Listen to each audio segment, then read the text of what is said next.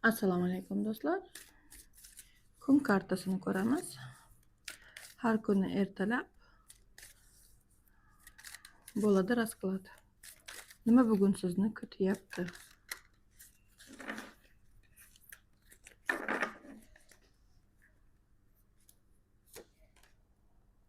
Uxti.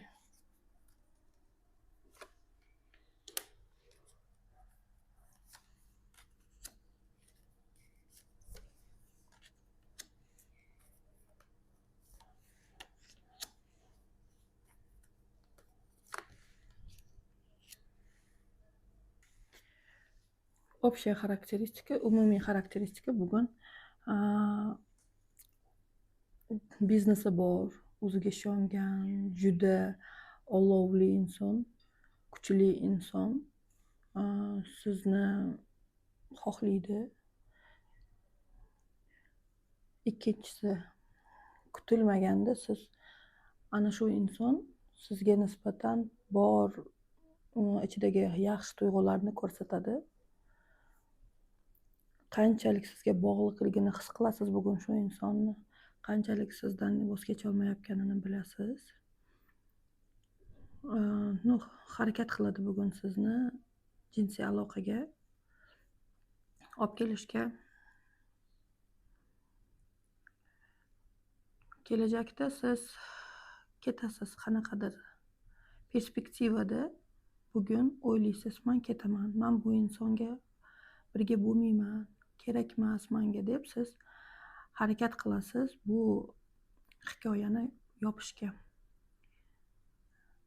Va ishxonada sizni nima kutyapti? Ishxonadan ketishni o'ylab turibsiz. Boraymi, bormaymi ikkilanib, chunki ishxonadan bu ishdan ketsangiz eplayolmaymanmi deb o'ylayapsiz. Harakat qiling bugun bo'lgan hodisalarni hammasini pozitivga yuvishga, chunki pozitiv tomonga, yaxshilikka, yaxshilik uchun bo'layotganini tushuning, chunki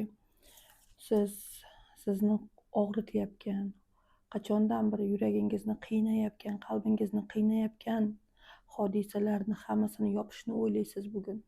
Chunki inson doim yangi etapga chiqish uchun, hayotida yangi sikl boshlash uchun u qiyin bo'lsa ham kuyib, yonib, o'zini yondirib yuboradi. Ana shunda keyin u yangi kuch bilan hayotga qadam qo'yadi, boshqatdan tug'iladi.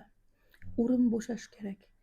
Siz hayotingizga yangi narsalar kirib kelsin desangiz, siz oldin birinchi joy bo'shatishingiz kerak. Mana sizni qiynab yurgan narsadan siz qutulishni xohlaysiz bugun. Ishxonangizni, hamma narsani hayotda o'zgartirib, yangidan o'zingizni taqdiringizni yozishni o'ylaysiz. Qoyil. Bunaqa ayollar meni doim ilhomlantiradi. O'zini tanlagan ayollar, yoqmagan narsadan voz kechib, o'zi xohlagan tomonga borgan ayollar, yer oyoq osti qilmaydigan ayollar meni ilhomlantiradi. Qachonki biz o'zimizni yaxshi ko'rib, sevsak, ana shunda keyin bizni hurmat qilishadi. Mana bugundan boshlab siz yo'l qo'ymaysiz sizni xafa qilishlariga.